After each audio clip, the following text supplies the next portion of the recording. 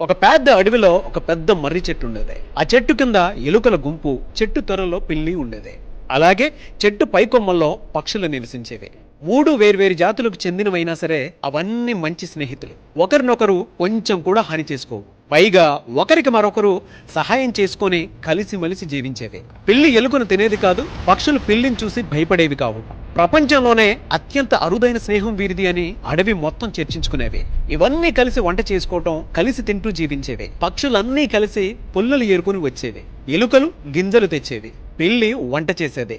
ఒక్కొక్కరు ఒక్కో పాత్ర చేసి సంతోషంగా జీవించేది. వారి స్నేహాన్ని చూసి మిగిలిన జంతువులన్నీ కుళ్ళుకునేవి. అయితే ఒకరోజు వీరి స్నేహాన్ని ఎలా అయినా సరే విడగొట్టాలని ఒక నక్క ప్రయత్నాలు మొదలుపెట్టింది. ఇవన్నీ కలిసి ఉంటే వాటిని నేను తినలేనని, విడగొట్టి వాటిని తినేయాలని ప్లాన్ వేసింది. నక్క మొదటగా పక్షుల దగ్గరికి వెళ్ళి మాట్లాడటం మొదలుపెట్టింది. మీరే ఎక్కువ పని చేస్తున్నారు, మీరు పుల్లలేరితేనే కదా వాళ్ళు వంట వేసి వంట చేసేది. మీరు కష్టపడుతుంటే ఆ పిల్లి ఎలుకలు హాయిగా వచ్చి తింటున్నాయి అని నమ్మబలికేలా మాట్లాడటం మొదలుపెట్టింది.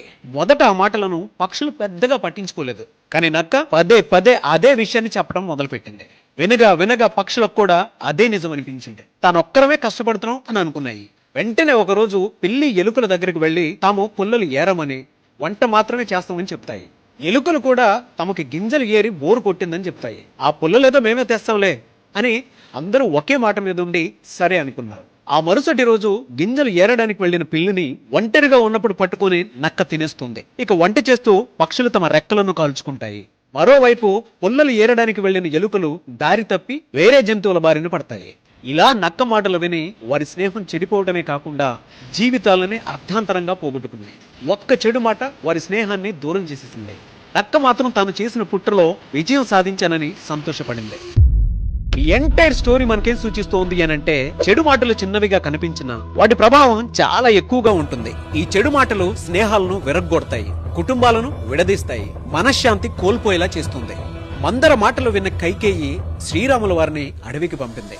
శకుని మాటలు విన్న దుర్యోధనుడు తన రాజ్యాన్ని, తన సోదరులను కోల్పోయాడు. ఈ చెడు మాటలు వినేటప్పుడు మనకు మంచి చేయడానికే చెప్తున్నారు అని అనిపిస్తోంది, కానీ చివరకు మనకే నష్టాన్ని కలిగిస్తుంది. కాబట్టి జీవితంలో ఎవరైనా మనల్ని, మన స్నేహితుల్ని, కుటుంబ సభ్యులతో విడదీయడానికి చెడు చెప్పేటువంటి ప్రయత్నం చేస్తే వెంటనే ఆగి ఆలోచించండి, వారికి దూరంగా ఉండండి. అలా మీ జీవితంలో, మీ కుటుంబంలో చెడు మాటల వల్ల మీ జీవితాన్ని రోడ్డు పాలు చేసినటువంటి వాళ్ళు చాలా మంది ఉంటారు. అలాంటి వాళ్ళ గురించి కింద కామెంట్ బాక్స్ లో మాత్రం పోస్ట్ చేయడం మర్చిపోవద్దు. స్నేహం, విశ్వాసం, ఐకమత్యం కాపాడుకోవటమే నిజమైన బలం.